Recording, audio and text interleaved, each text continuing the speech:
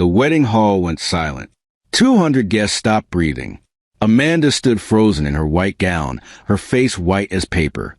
On the giant screen behind her, documents flashed, numbers, signatures, dates. Her new husband, Derek, was being dragged out by security guards, his expensive suit wrinkled, his face red with shock.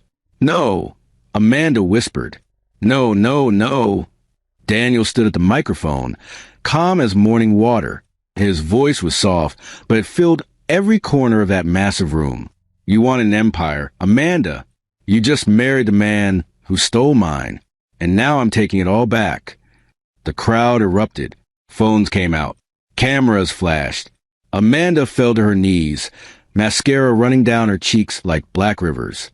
Her perfect day, her perfect life, was crumbling like sand. But how did we get here? How did a quiet man crush two people so completely at their own wedding? This story will shock you. It will make you angry. It will make you cheer. And by the end, you'll understand that revenge, when served right, is a dish so cold it can freeze your enemies in their tracks. Before we dive in, do me a favor. Hit that like button right now. Trust me, you want to share this story with everyone you know. And subscribe, because stories like this don't come around often. Now, let me take you back. Back to where it all started. Back to the worst Christmas day of Daniel's life.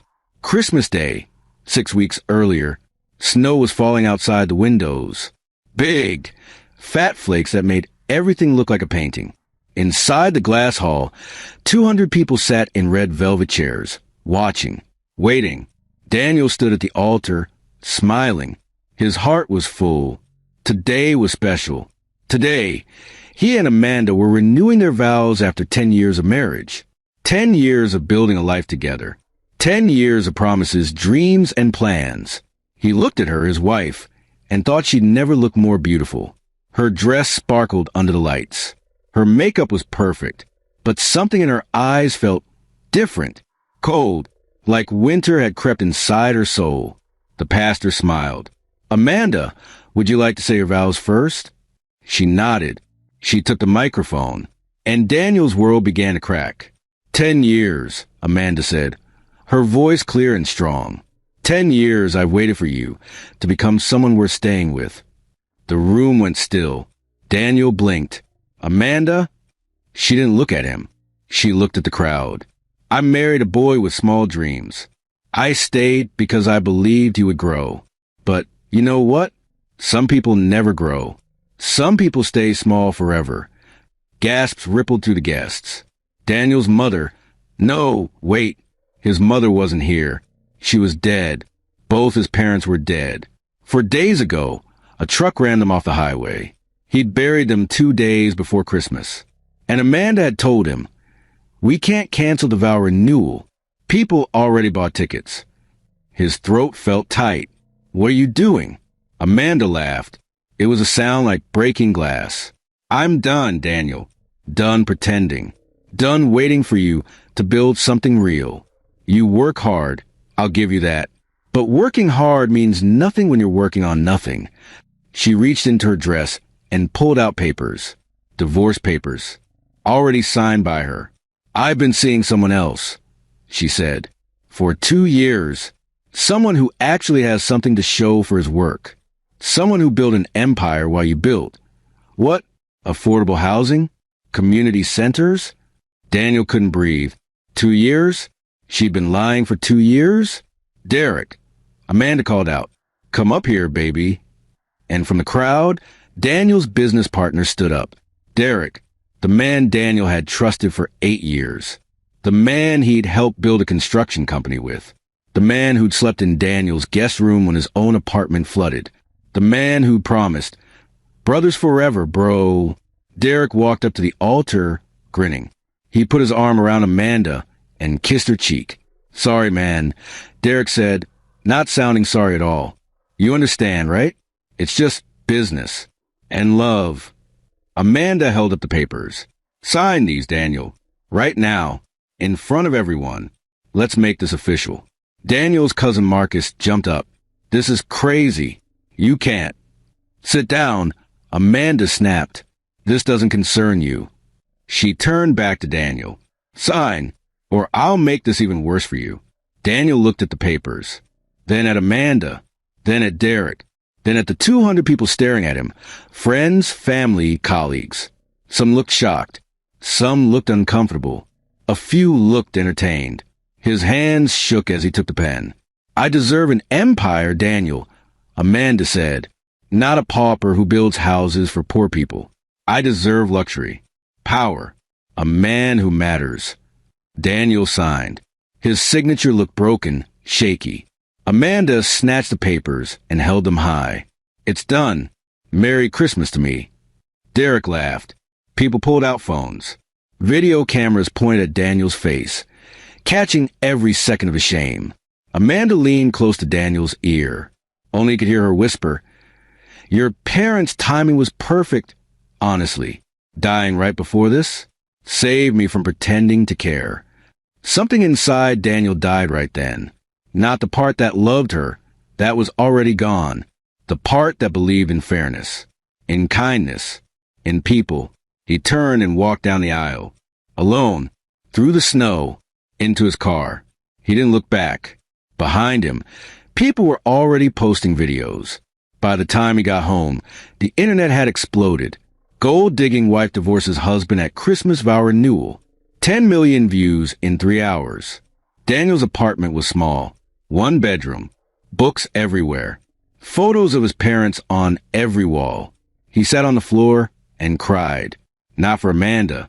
For his mom and dad, Thomas and Grace. The 2 people who'd actually loved him. Who'd raised him right. Who'd taught him that success wasn't about money, but about helping others. They'd been architects. Simple people. Or so he thought. His phone buzzed. Texts from people he barely knew. "Bro, you good?" "That was brutal, man." "She's trash. You're better off." He turned it off. For 3 days, he stayed inside. He ate crackers. He drank water. He stared at the ceiling. On the 4th day, a lawyer knocked on his door.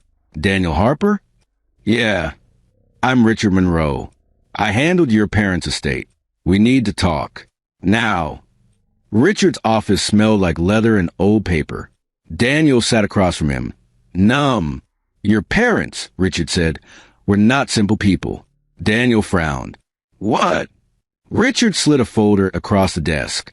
Thomas and Grace Harper built one of the most successful architecture and investment firms in the country. Quietly, anonymously, they designed half the major buildings in this state. They invested in companies before they became giants. They were worth, he paused, $550 million. Daniel's brain stopped working. "What?" "They left it all to you. Every penny. Every asset. Including a controlling 51% stake in..." Richard checked his notes. "Harper Stone Construction." Daniel's heart stopped. That's Derek's company." "No," Richard said slowly. "It's your company. Your father co-founded it with seed money and designs 20 years ago. Derek's father was a public face. But the real money, the real brains, that was Thomas Harper. Derek inherited his father's 49% when he died 5 years ago. But he never knew about the majority shareholder. Daniel's hand shook. "Derek thinks he's self-made." "Derek," Richard said, "is a liar, and now you own him." Daniel went home. He didn't sleep. He sat at his laptop and searched. Amanda and Derek's social media was everywhere. Photos of them kissing. Videos of Derek talking about his self-made success. Posts about their upcoming wedding. A spring celebration of real love. Comments poured in. "You two are goals." "Daniel was holding you back." "Queen." "Derek is a king. Build his empire from nothing." Daniel's jaw tightened. Nothing. Derek built nothing. Thomas Harper built everything. And Derek stole the credit. He opened Amanda's latest post. A photo of a huge diamond ring. He went to Jared and then beyond. "My real king knows my worth. Spring wedding coming soon. To everyone who supported me through my nightmare marriage. Thank you. I'm finally free." 16,000 likes. Daniel read the comments. "That last guy was a loser anyway. Derek is so much hotter. You deserve a mansion, girl." One comment caught his eye. From Derek himself. Can't wait to make you Mrs. Stone, babe. And just wait till the IPO drops. We're about to be billionaires. Self-made and proud. Daniel smiled. It wasn't a happy smile. It was a smile of a man who'd found his target. He called Richard, set up a board meeting. Remote. Make sure Derek doesn't know about it. When? The day before his wedding. 6 weeks passed. Daniel watched from the shadows. Amanda and Derek moved into a penthouse. They bought matching sports cars. They posted every single day. Champagne designer bags, private jets. Derek gave interviews. I started with a dream and a hammer. Now I'm running a $2 billion company. That's what happens when you bet on yourself. Lies. All lies. But people ate it up. Derek became a social media sensation. From zero to hero, the Derek Stone story. Magazine covers. Podcast appearances. TED Talk invitations. Amanda posted constantly. Finally with a man who provides. Living the life I deserve. No more settling. The wedding invitations went out. Same guest list as before. Same venue, different season. Instead of snow, there were flowers. Instead of Christmas, there was spring sunshine. Many people RSVP'd yes. Not because they liked Derek and Amanda. Because they wanted to see what would happen. Because drama is entertainment. Because humans are cruel. Daniel got his invitation. Not directly. Through Marcus, who was still invited as a family friend. You going? Marcus asked. Daniel looked at the fancy cardstock. Gold letters. Embossed roses. Yeah, Daniel said quietly. I'm going. The venue was massive. A garden estate with marble fountains and string lights everywhere. 200 guests in expensive suits and dresses. A live band. Champagne towers. Ice sculptures. Derek stood at the altar in a white tuxedo, grinning like he'd won the lottery. Amanda walked down the aisle in a dress that cost more than Daniel's old car. She looked like a princess. She looked perfect. The ceremony was quick. They said vows, the usual stuff about forever and love. Then came the reception. That's when everything fell apart. Derek's father stood up first. Old man, gray hair, proud smile. My son, he said, voice shaking with emotion, built everything from nothing. No handouts. No help. Just blood, sweat, and brains. I'm so proud of the man he's become. A self-made king. Applause. Cheers. Derek stood up, microphone in hand. Thanks, Dad. And thanks to everyone here. Especially those who supported me even when others doubted. Even when small-minded people, he glanced around meaningfully, said I'd never make it. Even when I had to cut dead weight from my life. A few people snickered. They knew he meant Daniel. But that's the thing about winners, Derek continued. We don't settle. We don't stay small. We build empires. And now, with my beautiful wife by my side, we're unstoppable. The IPO launches next month. We'll be billionaires. And we earned every penny. Amanda blew him a kiss. Derek raised his glass. To success. To love. To never settling for mediocrity. Everyone drank. And then, excuse me, the voice came from the back. Every head turned. Daniel stood up. He wore a black suit, perfectly tailored. His hair was cut sharp. His eyes were clear. He looked different. Stronger. Richer. Amanda's face went white. Derek frowned. Daniel? What are you? I have something to say, Daniel said calmly. He walked toward the stage.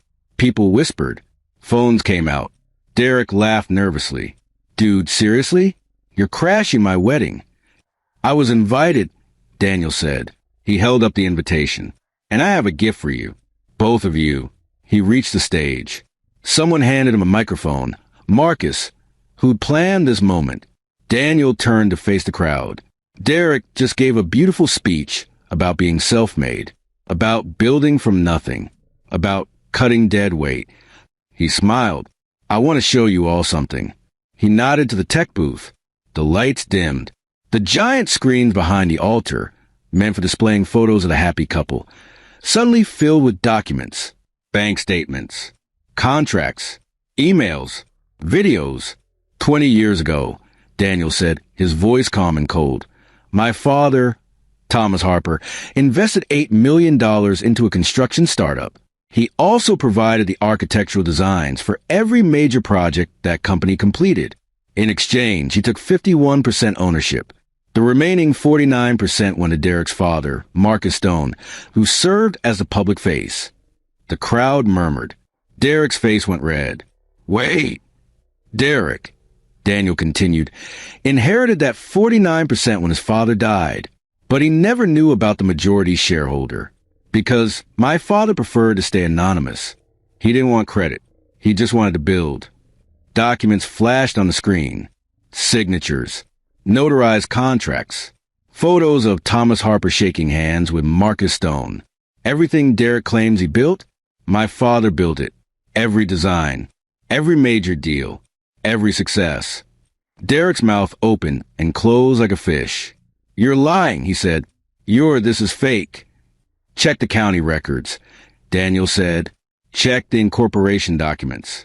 Check the shareholder registry. He looked directly at Derek. I own 51% of Harperstone Construction. You work for me. The crowd exploded. Gasps. Shouts. Chaos. Amanda grabbed Derek's arm. Tell me this isn't true. Derek didn't answer.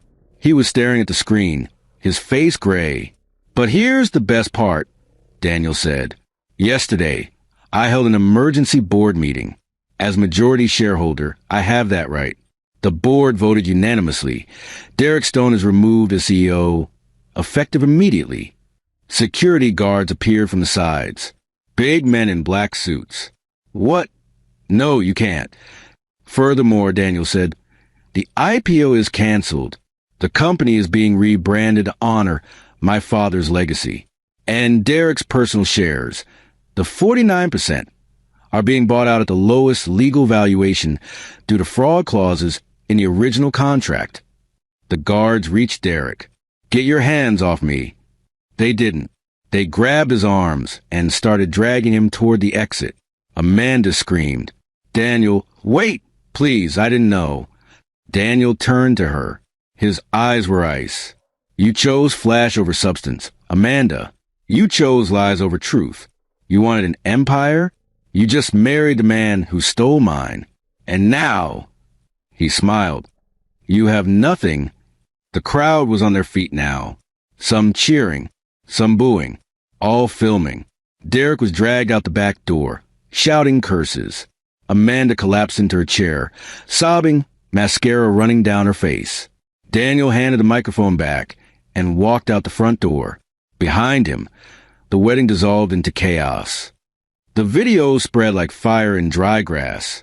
By midnight, the wedding disaster had 20 million views across 6 platforms. By morning, 50 million. News websites picked it up. Billionaire heir destroys ex-wife's wedding with shocking revenge. Self-made CEO exposes fraud at his own wedding. The most brutal takedown ever caught on camera. Daniel sat in his apartment. No, not his apartment anymore. His new penthouse, 45th floor, floor-to-ceiling windows. He bought it the week before with cash. He didn't watch the videos. He didn't need to. He'd lived it. His phone buzzed. Mark is calling. Yo, Daniel. You good? Yeah. Bro, the internet is going crazy. You're a legend. People are making memes about Derek's face when you... Marcus. Yeah. I need you to do something for me. Anything, man. Stop calling me a legend. I'm not celebrating. I just wanted the truth out. Silence. Then, Daniel, you destroyed 2 people on their wedding day. On camera. I mean, I'm not judging, they deserved it. But don't act like this was just about truth. Daniel closed his eyes. Maybe you're right. You okay? Like, really? I don't know yet. They hung up. Daniel stood at the window, looking down at the city. Tiny cars. Tiny people. Tiny lives. He wondered if Amanda was looking at the same city right now. And what she was thinking. Amanda was not looking at the city. She was looking at her phone. And crying. Her hotel room The honeymoon suite she and Derek were supposed to share felt enormous and empty. Derek wasn't there. He'd stormed off hours ago, screaming at her. "You ruined me," he'd shouted. "I lost everything because you pushed me to flaunt, to brag, if we just kept quiet. How is this my fault?" Amanda had screamed back, "Because you needed everyone to see. You needed to prove you traded up. And now look at what happened." He'd slammed the door so hard the frame cracked. Now Amanda sat alone, scrolling through comments. Thousands of them. Maybe millions. Gold digger got what she deserved. Divorce a real man for a fraud. Karma is beautiful. Amanda thought she was upgrading. She downgraded into dust. Derek and Amanda are both trash. Perfect match. Her Instagram was flooded. Her follower count was actually going up, but only because people wanted to leave hate comments. Every post, every photo, every story, flooded with mockery. Someone had made a compilation video. Amanda's journey from queen to clown. It had 30 million views. She threw her phone across the room. There was a knock at the door. "Go away," she shouted. "Amanda, it's Mom." Amanda opened the door. Her mother stood there, face tight with anger. "Pack your things," her mother said. "You're coming home." "I can't go home. I live with Derek. We have a penthouse." Had a penthouse. Derek called. The lease was under the company name. "Daniel's kicking you both out. You have 72 hours. Amanda felt her legs go weak. "What?"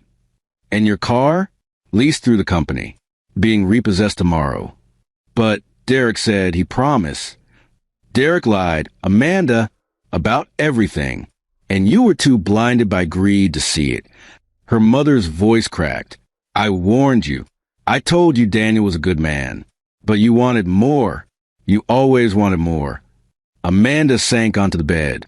I thought Derek was going to be rich. Really rich. The IPO. There is no IPO. There is no company. Not for Derek, anyway. It's Daniel's now. Amanda looked up, tears streaming. What am I supposed to do? Her mother stared at her for a long moment. Grow up? Finally. She left. Amanda lay down on the expensive hotel bed, charged with a credit card that Derek had promised to pay off, and cried until the sun came up. Derek's fall was faster and harder. By the second day, every business contact had blocked him. His lawyer called to say that the shareholder agreement his father had signed included fraud clauses, specifically about misrepresenting ownership stakes. Derek had done dozens of interviews claiming to be the sole founder. Each one was evidence. "You're being bought out," the lawyer said, "for 10 million. 10 million? The company's worth 2 billion. Was worth 2 billion. Daniel's restructuring. And legally, your shares are worth whatever the majority shareholder says they're worth in cases of fraud. 10 million is generous. I'll fight this." "With what money?" "Legal fees for a case like this start at 5 million. And you'll lose." Derek hung up. He looked around his penthouse, the one being taken away. Everything he'd worked for, everything he'd built, except he hadn't built it. Thomas Harper had. And Derek had just been the face. He believed his own lies so deeply that he'd forgotten they were lies. His phone rang. Unknown number. "Hello? Derek Stone? Who's this?" "I'm a reporter with the Times. I'm doing a piece on your rise and fall. Would you like to comment?" "I have nothing to say." "Is it true you've been fired from every board position you held?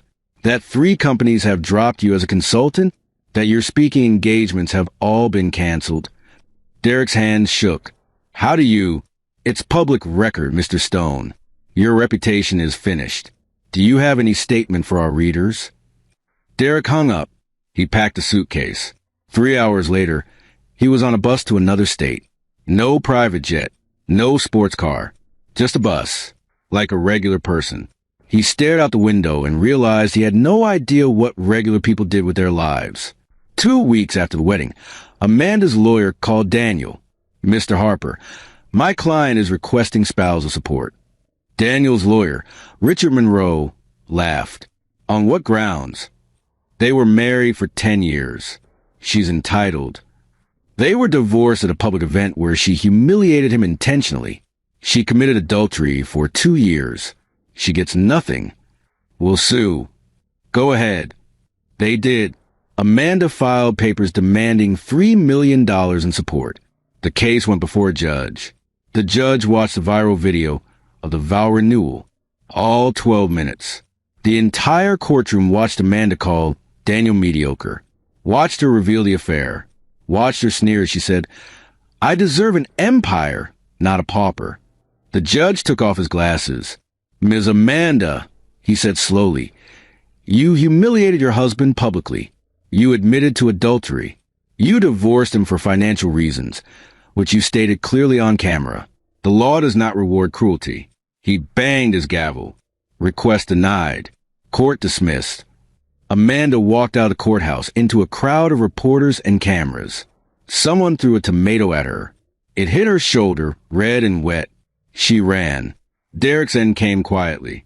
He found a job, warehouse work, loading boxes, $8 an hour. His co-workers didn't know who he was at first. Then someone recognized him. "Yo, aren't you that guy?" The fake CEO. Derek said nothing. Word spread. By lunch, everyone knew. They laughed. They whispered. One guy took a photo and posted it. Fake billionaire Derek Stone, now working warehouse job. Karma. 10 million views by evening. Derek quit the next day. He tried 3 more jobs. Same thing happened at each one. Finally, he moved to a small town 4 hours away. Changed his name legally. Grew a beard. Got a job at a gas station where nobody asked questions. He lived in a studio apartment above a laundromat. He had no car, no friends, no future. At night, he lay awake thinking about the penthouse, the champagne, the applause, the lies he'd told so well that even he believed them. And he thought about Daniel, the man he'd betrayed, the man whose father had built everything Derek claimed as his own. Derek never apologized. Pride wouldn't let him. But sometimes late at night, he'd pull out his phone and search Daniel's name. And he'd see what Daniel was building. And he'd know he could never have that, because Derek was never a builder. He was just a thief who got caught. Amanda moved back in with her mother, a 2-bedroom apartment in a neighborhood she used to call beneath her. She couldn't find work. Every interview went the same way. "Amanda Chun?" "Yes." "Wait, are you the Amanda from the video?" That was a misunderstanding. "We'll call you." They never did. She tried changing her name on her resume. Didn't matter. Her face was too famous. Someone always recognized her. She got a job at a call center. Lasted 3 days before a co-worker confronted her. "You're disgusting. What you did to that man." Amanda went home and didn't come back. Her friends disappeared. The ones who'd celebrated her upgrade.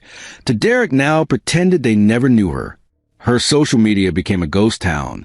She deleted everything and started over with a private account. 12 followers. All family. One evening, 6 months after the wedding disaster, Amanda sat in her childhood bedroom and looked at an old photo album. Pictures of her and Daniel. Young. Happy. Before she decided that happiness wasn't enough. That she needed more. There was a photo from their real wedding. 10 years ago. Daniel looking at her like she was the only person in the world. Amanda smiling, genuine and bright. When had she changed? When had enough become not enough? She traced Daniel's face in the photo with her finger. "I'm sorry," she whispered. But sorry doesn't fix broken glass. And Amanda had shattered everything. While Derek and Amanda fell, Daniel built. He renamed the company Harper Legacy Construction. He fired everyone who participated in the fraud. He brought in new leadership. People who care about community projects, sustainability, ethics. He funded scholarships for architecture students. He built affordable housing in neighborhoods that needed it. He donated millions to causes his parents had cared about. He didn't do interviews. He didn't post on social media. He just worked. People called him a hero. He didn't feel like one. He felt tired. Marcus visited him one Saturday. They sat in Daniel's penthouse, drinking coffee. "You did it, man," Marcus said. You crushed them. You won. Daniel stared out the window. Did I? What do you mean? Derek's broke. Amanda's canceled. Your company's thriving. You're rich. You won. I destroyed two people, Marcus, on camera, for the world to see. They destroyed you first. I know. Daniel sighed. But I keep thinking, what if I just walked away? What if I'd taken a high road? They would have kept lying. Derek would have had his IPO. Amanda would have lived in luxury. They would have won. Maybe karma would have caught them eventually, and I wouldn't have blood on my hands. Marcus frowned. You feeling guilty? Daniel thought about it. No, not guilty. Just empty. I thought revenge would feel better, but it just feels done. Like finishing a job you never want to start. So what now? Daniel smiled a little. Now I build. That's what my dad did. That's what I'll do. 3 months later, Daniel was reviewing plans for a new community center when his assistant knocked. Mr. Harper? Someone's here to see you. She doesn't have an appointment, but she says it's important. Who? Her name is Sarah. Daniel frowned. He didn't know a Sarah. Send her in. The door opened. A woman in her 30s walked in. Nervous. She clutched a folder. Mr. Harper? Thank you for seeing me. I know you're busy. How can I help you? She sat down. My name is Sarah Mills. I'm Derek Stone's half-sister. Daniel went still. I didn't know Derek well, Sarah continued. Different mothers, and he never acknowledged me. But after everything happened, I started digging into our father's past, and I found something you should see. She opened the folder. Inside were letters. Old yellowed paper. These are letters between your father and mine. From 30 years ago. Daniel took one and read, Thomas, thank you for the investment. I know this is a risk, but I promise you I'll honor our agreement. 51/49. You're the real brains. I'm just the face. Your secret is safe. Marcus. Daniel's throat tightened. My father really did build everything. Yes, but there's more. Sarah pulled out another letter. This one is from your father to mine. Read the date. Daniel looked. It was dated 5 years ago, right before Marcus Stone died. Marcus, I heard about your diagnosis. I'm so sorry. I want you to know I forgive you for taking credit all these years. You did what you needed to do for your family. When you're gone, I'll make sure Derek is taken care of. But he needs to know the truth someday. He needs to learn humility. Without it, he'll destroy himself. Thomas. Daniel looked up. My father forgave your father? Yes. And he wanted Derek to learn, not to be destroyed. To learn. Daniel's hands shook. I didn't know. Sarah's eyes were kind. I'm not here to make you feel bad, Mr. Harper. You had every right to do what you did. But I thought you should know your father's last wish was revenge. It was teaching. She stood up. Derek is living in poverty now. He's broken. I think he's learned. Maybe more than he needed to. She left the folder on the desk and walked out. Daniel sat alone, staring at his father's handwriting. He needs to learn humility. Without it, he'll destroy himself. Daniel had destroyed Derek, but maybe Derek had needed that. Maybe it was the only way he'd ever learn. Or maybe Daniel had just used his father's legacy as an excuse for revenge. He'd never know for sure. 1 year after the wedding disaster, Daniel did something unexpected. He called Derek. It took 3 days to track down his number. Hello. Derek's voice was tired, defeated. Derek, it's Daniel. Silence. Then, what do you want? To gloat? No, to offer you a job. What? My company needs a site manager. $40,000 a year. It's not glamorous, but it's honest work. Why would you, after everything? Because my father believed in second chances. And because I'm tired of carrying hate. Derek's voice cracked. I don't deserve this. No, you don't, but take it anyway. And this time build something real. Derek took the job. He worked hard. He kept his head down. He never lied again. He and Daniel never became friends. But they became something better. Two men who both learned hard lessons and decided to move forward. Amanda never got a second chance from Daniel. He didn't hate her. He just didn't think about her at all anymore. She eventually found work as a receptionist. She lived simply. She dated occasionally, but never seriously. The viral video followed her everywhere, a digital scar that never faded. Sometimes she'd see articles about Daniel, about the schools he funded, the housing he built, the lives he changed. And she'd think about the man she'd thrown away, the man she'd called mediocre, the man who'd turned out to be the only real thing she'd ever had. She never reached out. What would she even say? Some mistakes don't get fixed. They just get lived with. 2 years after everything, Daniel met someone. Her name was Rachel. She was a teacher at one of the schools his foundation funded. She didn't know who he was at first, just thought he was a nice guy who volunteered sometimes. When she found out, she asked him about the video. Everyone did. Eventually, did you regret it? Rachel asked, destroying them like that? Daniel thought carefully. I regret that it had to happen, but I don't regret standing up for my father's legacy, or for myself. That's a good answer. They dated slowly, carefully. Daniel had learned not to rush into things. On their first anniversary, Rachel asked him, "Are you happy?" Daniel looked at her, really looked, at her smile, her kindness, her realness. "Yeah," he said, "I think I am." So what's the moral of this story? Maybe it's that greed destroys everything it touches. Amanda won an empire and ended up with nothing. Derek wanted glory and lost everything real. Maybe it's that revenge, even justified revenge, leaves marks on everyone. Daniel won, but he carries the weight of what he did. Or maybe it's simpler than that. Maybe the lesson is this: build things that matter, love people who are real, and never, ever confuse flash with substance. Because empires built on lies always fall, but legacies built on truth, those last forever. Daniel learned that from his parents. And in the end, that's what saved him. Not the money, not the revenge, not the victory, the truth, and the willingness to build something better with it. 5 years later, Daniel and Rachel got married.